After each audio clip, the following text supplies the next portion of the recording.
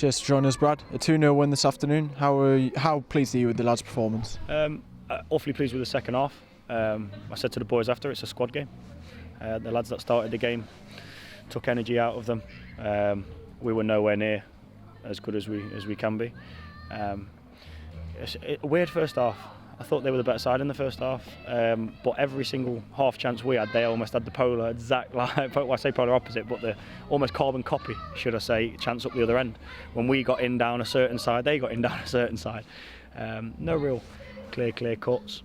But I said to them at half time, in a not so nice way, but I'll put it nice now, that they need to reset, refocus, increase their intensity, but increase the quality more than anything. And the bench will win us this game today. We've got some good players coming back. The team that started the game deserved to start the game, obviously with their result last weekend. But I knew if we were still in that game that our bench would come on and do the business, and they have. It's as simple as that. The first goal, however, clever, quick thinking from Archie, good delivery from Rye, and a real centre forwards finish from Ez. And then the second goal, Archie and Lockie combined to get into Ev, and 2 out of those 3 players came off the bench. So it was a real positive for me today, if I'm completely honest, because it's the first time in a while that we've had a squad, a full squad. We've always had good players in and around, but having that choice of strength coming from the bench, and it paid dividends.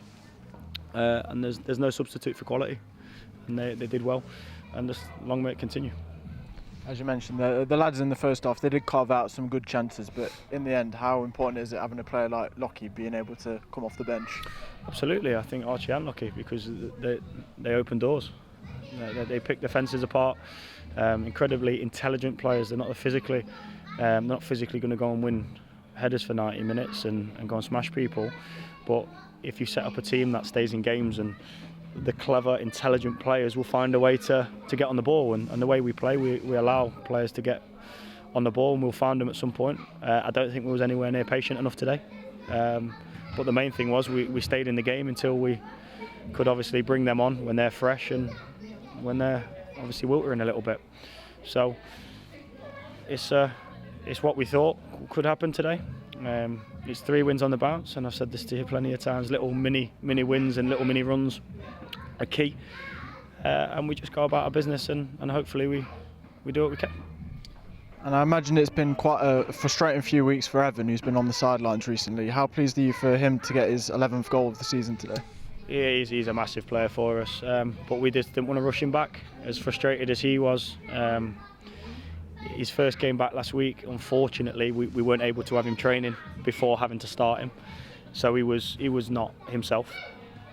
But he's been able to have 2 good weeks, 2 good sessions this week training.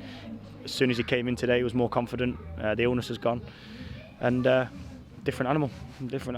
He knows he still can be much better than he is at certain other things. But one thing he'll never be bad at is scoring goals, and that's what you go out and try and recruit. Yeah, goals win your games.